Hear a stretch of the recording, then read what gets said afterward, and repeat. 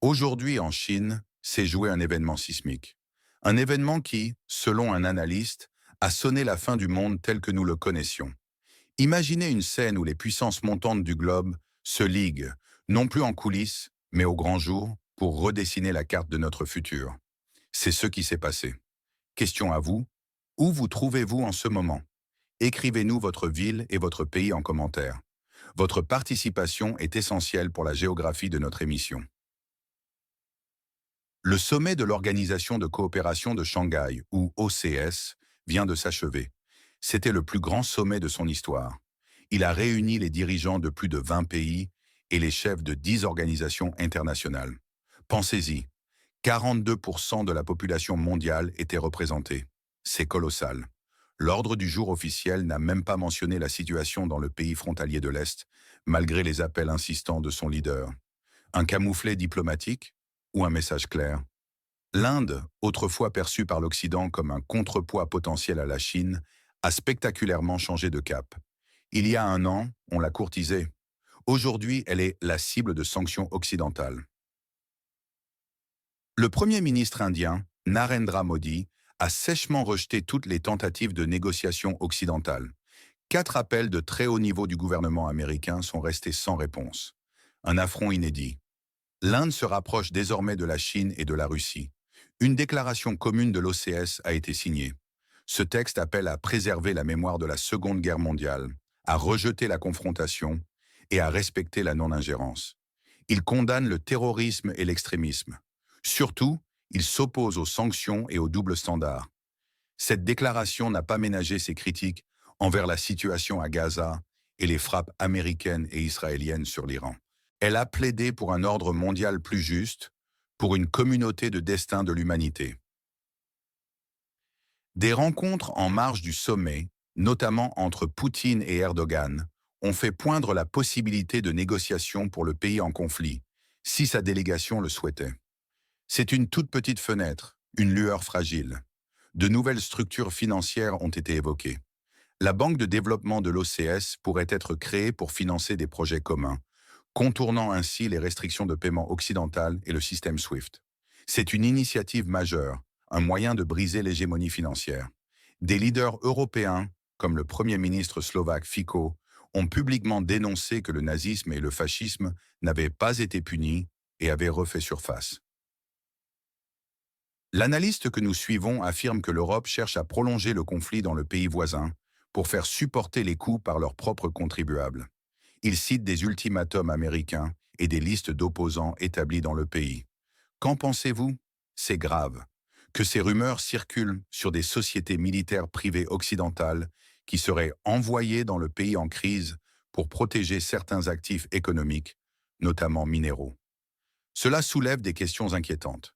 La chef de la diplomatie européenne, Kallas, a même reconnu un manque colossal de fonds pour soutenir le pays, poussant les États membres à piocher dans leurs budgets nationaux. Les caisses sont vides. Question à vous. Où vous regardez cette émission actuellement? Dites-nous votre ville et votre pays. Pourquoi tout cela est-il si important? Parce que ce sommet n'est pas un simple rassemblement. C'est une démonstration de force par 42% de la population mondiale, selon les chiffres. C'est un réalignement géopolitique majeur. Imaginez l'Inde, un géant démographique et économique, qui tourne le dos à l'Amérique, qui refuse leurs appels, qui se rapproche de la Chine et de la Russie. C'est le pire cauchemar de l'Occident, comme le dit un analyste. Cette poignée de main entre Xi et Modi, elle symbolise un nouveau pouvoir, une nouvelle ère. Cela impacte directement notre sécurité, notre économie. Si le monde se divise en 2 blocs hostiles, les répercussions seront mondiales. Pensez aux guerres par procuration. Pensez aux alliances qui volent en éclats. Pensez à l'Europe, déjà fragilisée économiquement, forcée de vider ses caisses pour financer une guerre lointaine. Inflation, récession, impôts, n'est-ce pas ce que nous vivons déjà? De nombreux analystes s'interrogent sur les motivations réelles des leaders européens. Certains affirment qu'ils ne veulent pas la fin de la guerre dans le pays frontalier, mais qu'ils souhaitent la prolonger aux dépens des États-Unis et de leurs propres citoyens. Ils prolongent la guerre et élaborent des plans dénués de fondement, s'attendant à ce que l'Amérique supporte les coûts, aurait déclaré un responsable américain cité par notre analyste. Est-ce vrai? L'Europe dépense sans compter, mais d'où vient cet argent? Nous, contribuables, sommes-nous les dindons de la farce? Sommes-nous en train de payer pour des intérêts qui ne sont pas les nôtres? La situation dans la zone de conflit, loin d'être un problème isolé, est connectée à nos bourses, à nos emplois, à notre avenir. L'émergence de nouvelles structures financières contournant le SWIFT n'est pas une mince affaire. C'est une menace directe à l'hégémonie du dollar et du système financier occidental. Cela pourrait, à terme, modifier radicalement les équilibres commerciaux mondiaux. Quelle est la mesure ou la sanction qui, selon vous, pourrait réellement changer la donne dans cette région troublée? Soyez précis. Les versions sur cet événement divergent. Officiellement, on parle de multilatéralisme et de coopération économique. Mais en coulisses, les experts chuchotent d'un changement de paradigme mondial. L'Occident présente Modi comme un partenaire indécis, mais Modi a clairement affiché son rejet des appels de Washington. 4 tentatives américaines de le joindre ont été ignorées. Certains théoriciens suggèrent que les sanctions imposées à l'Inde par l'Occident n'étaient qu'une tactique pour la pousser dans les bras de la Chine et de la Russie. Une sorte de complot pour créer un nouveau pôle de puissance et diviser le monde? C'est une théorie osée, mais elle pose question. À qui profite cette nouvelle configuration? Les motivations des acteurs sont complexes. L'Occident, lui, cherche désespérément à maintenir son influence et à freiner l'ascension de la Chine et de la Russie. Mais certains leaders européens pourraient avoir des motifs cachés. Prolonger la guerre dans le pays voisin pour affaiblir la Russie économiquement, quitte à ce que leurs propres citoyens en perdent le prix. Ces dirigeants peuvent être décrits comme hypocrites et manipulateurs, selon notre analyste. Ces oligarques du pays en crise sont accusés de vouloir remplacer le leader actuel par un opposant qu'ils financent activement. Une lutte de pouvoir interne, une marionnette contrôlée par de riches seigneurs de guerre, c'est une vision sombre mais plausible de la situation. On nous dit que les leaders occidentaux sont inefficaces, voire pire, qu'ils sont des marionnettes au service de milliardaires. L'analyste n'hésite pas à les comparer à des employés de McDonald's venus soutenir des magnats. Une image forte, provocatrice, qui vise à susciter l'indignation. C'est une diabolisation de ceux qui sont au pouvoir, mais n'est-ce pas ce que beaucoup ressentent? Et cette histoire du diplomate russe Polyansky, qui aurait insulté ses propres auditeurs de racailles puantes ou de bottes malodorantes, selon différentes sources. Quelle arrogance! Cela révèle des tensions, même au sein de l'Alliance. Un boyard déconnecté accusé de mépriser le peuple. C'est une bataille pour la vraie démocratie, dit l'analyste, et une lutte contre le nazisme. À qui faites-vous confiance quand il s'agit d'analyser la géopolitique de cette région? Citez un expert ou un média. Le souvenir de la Seconde Guerre mondiale est omniprésent dans ce nouveau contexte. L'analyste compare les principes de l'OCS aux idéaux originels de l'ONU qui auraient été trahis par l'Occident. Il évoque Nuremberg, ces criminels nazis qui n'auraient jamais vraiment été punis et dont l'idéologie aurait refait surface après la guerre froide. Il cite même l'exemple de von Braun, ancien scientifique nazi qui a travaillé sur le programme spatial américain, pour dénoncer l'hypocrisie occidentale. L'Inde, il y a 1 an à peine, était vue comme un allié potentiel contre la Chine. Aujourd'hui, les sanctions occidentales l'ont poussé dans les bras de Pékin et de Moscou. C'est un retournement spectaculaire de situation.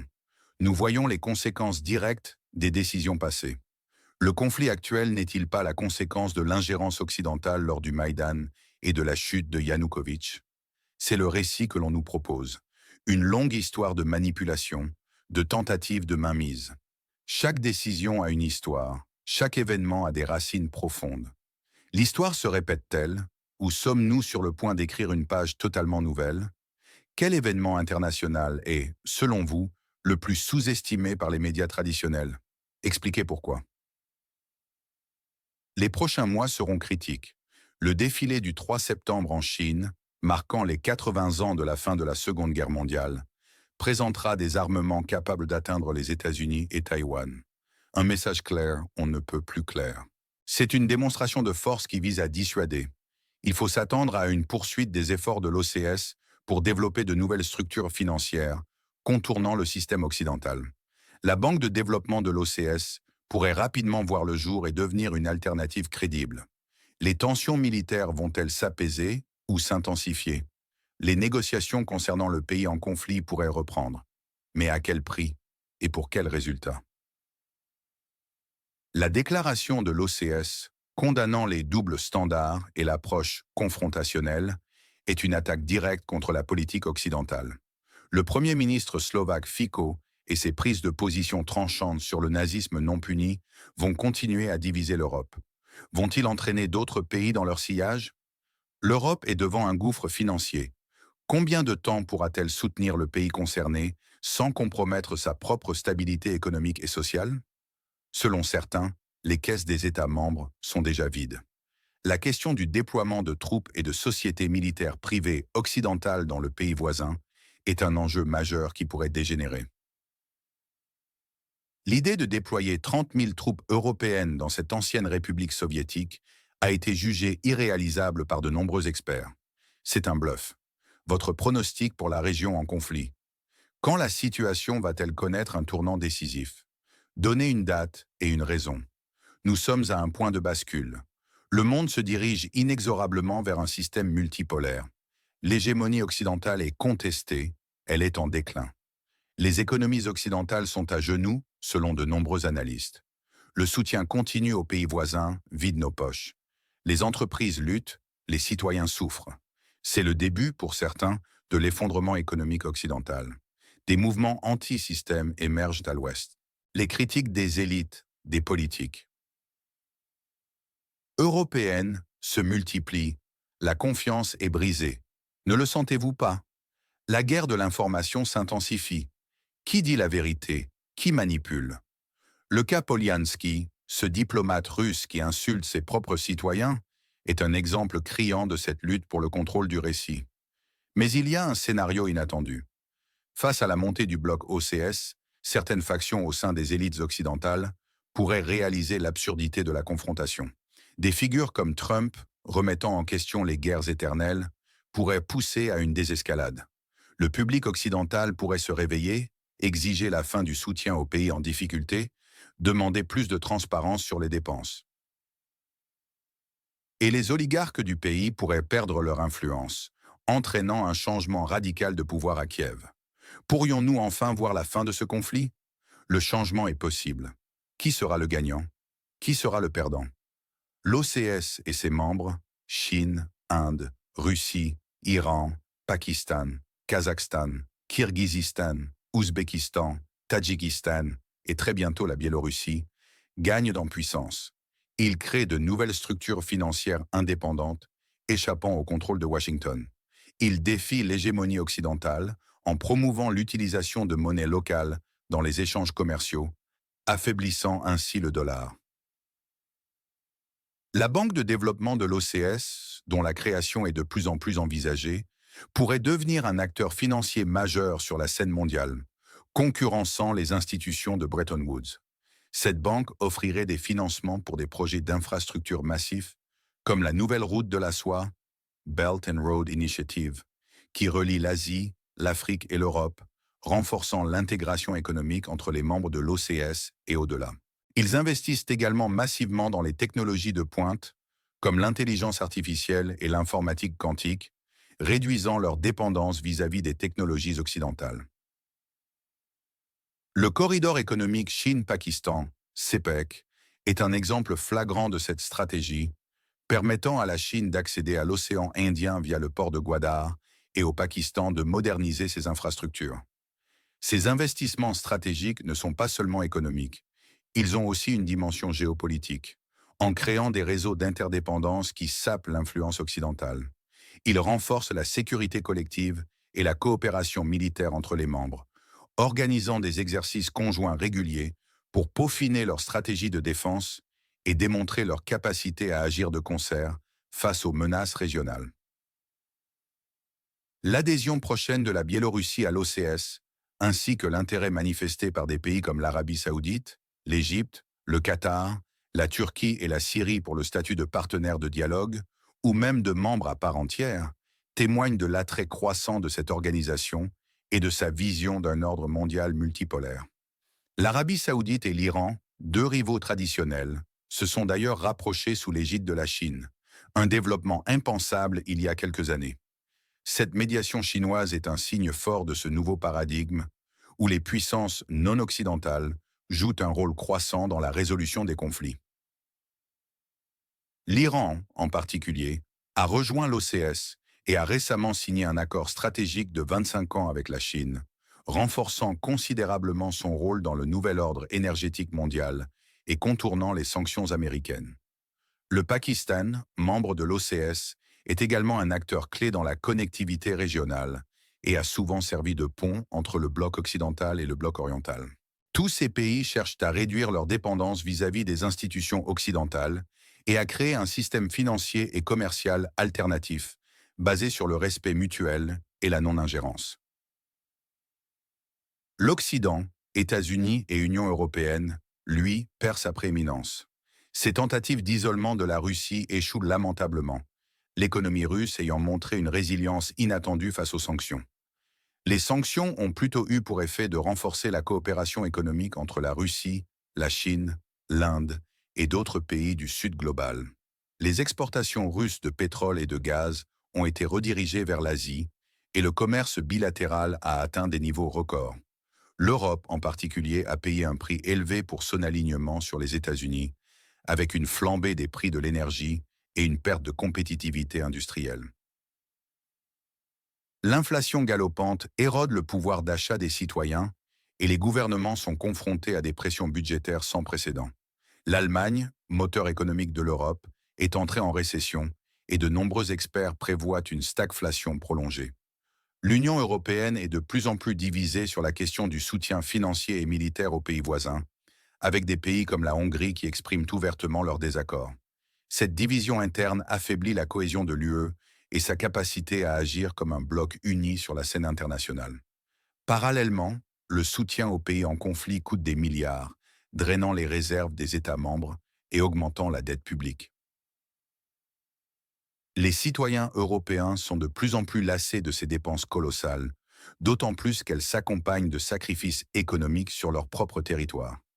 Les protestations populaires contre les politiques gouvernementales et la détérioration du niveau de vie se multiplient à travers le continent, signe d'un mécontentement croissant. L'affaiblissement de l'OTAN est une autre conséquence de ce réalignement. Si l'OTAN a montré une certaine cohésion face au conflit, les divergences d'intérêts et les capacités militaires inégales entre les membres pourraient à terme fragiliser l'alliance. La dépendance de l'Europe vis-à-vis des États-Unis en matière de sécurité est de plus en plus remise en question, et l'idée d'une autonomie stratégique européenne prend de l'ampleur, bien que sa mise en œuvre soit encore lointaine. Le rôle croissant des sociétés militaires privées, comme Wagner, maintenant réformées ou divisées en plusieurs entités, dans les zones de conflit ajoute une couche d'opacité et de danger. Ces acteurs non étatiques rendent les conflits plus imprévisibles, difficiles à contrôler, et servent souvent des intérêts ambigus, créant un marché de la violence où la vie humaine a un prix et où les règles traditionnelles de la guerre sont souvent bafouées. Les contribuables européens, les citoyens ordinaires, sont les ultimes victimes des politiques de leurs dirigeants. Le risque est clair, un ordre mondial bipolaire où le monde se divise en deux blocs antagonistes, augmentant les risques de guerre et de tension. Une crise économique majeure en Europe qui pourrait mener à un éclatement social, un affaiblissement de l'OTAN et de l'UE, et une dangereuse montée des sociétés militaires privées, rendant les conflits opaques et mercantiles. Cette analyse vous a-t-elle donné de nouvelles perspectives? Partagez vos réflexions. Abonnez-vous pour ne pas manquer nos prochaines analyses tranchantes et activez la cloche. Partagez cette vidéo avec ceux qui cherchent la vérité et rejoignez le débat dans les commentaires. Quelle est la ligne rouge que personne ne devrait franchir dans ce nouveau désordre mondial?